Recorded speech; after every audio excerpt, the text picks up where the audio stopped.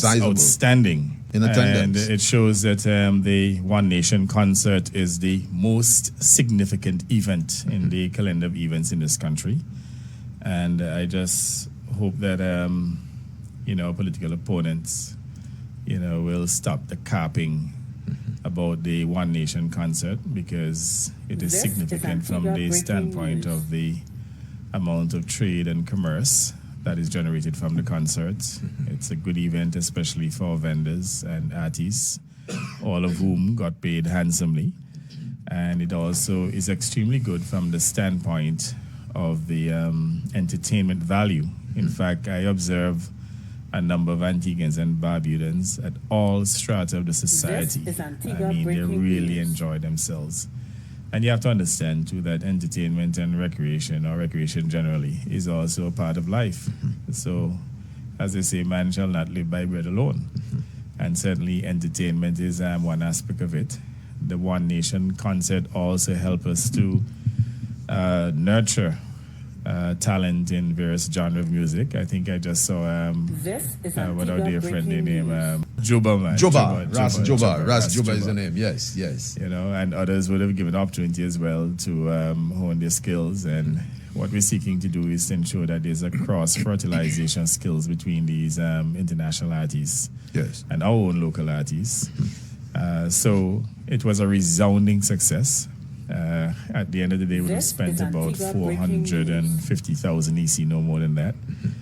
And the value in terms of the taxes that we would have earned from the spending, we're absolutely sure that the taxes collected would have exceeded the amount spent, because, as I said, on average, we collect about 18% of GDP. And the spend for that concert would have probably been about maybe $2.5 million EC dollars easily. So One Nation is here to stay. And as we say, one people, one nation, one love. We're even thinking that next year that we ought to make it big and better.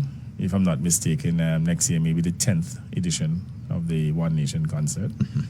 And maybe we need to go for 2 days, Friday, Saturday. And that in essence could be, maybe our music festival. Bringing in international artists, and by then hopefully we have the airline issues resolved, and that people can move freely within the Caribbean by then. And if we don't have a problem with airlift, you can imagine, on the basis that we have attractive international artists and supported by our local artists, that people will travel from the Caribbean islands, Antigua and Barbuda, to enjoy a good weekend. Indeed. So I believe now that One Nation should now transition into an international festival.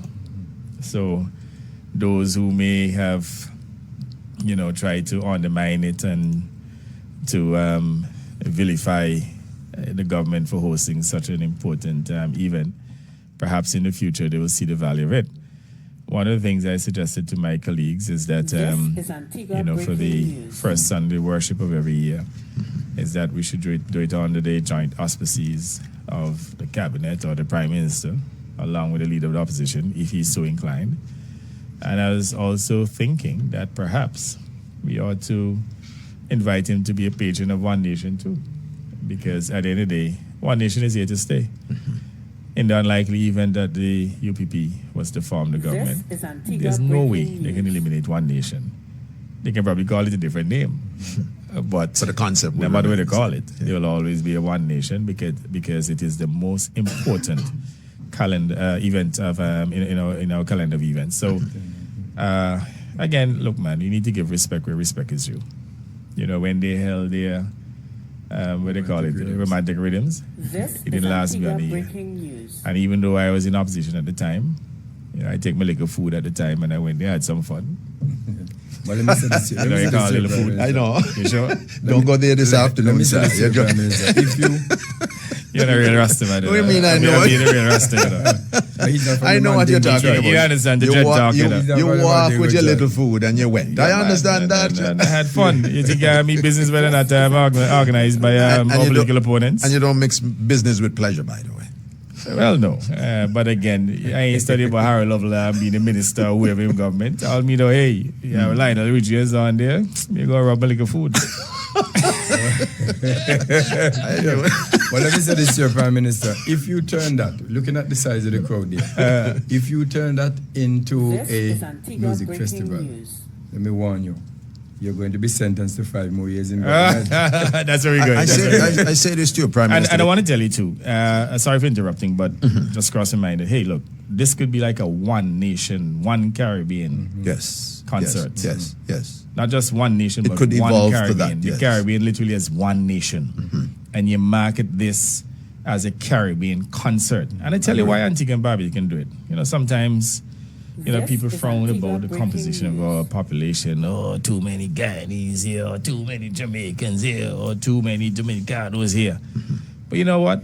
The strength of that type of diversification is that there's no other country in the Caribbean that is more representative of the Caribbean than Antigua and Barbuda. Correct. So if we say that we are hosting a one Caribbean concert in Antigua, we have it right. There's no other country that can carry that brand of one Caribbean, a one Caribbean concert better than Antigua and Barbuda. I quite agree with you. So, you know, when it comes to creative thinking and visionary thinking, you can't stop my administration. We're up there with the best in the world, you know. People taking us for granted.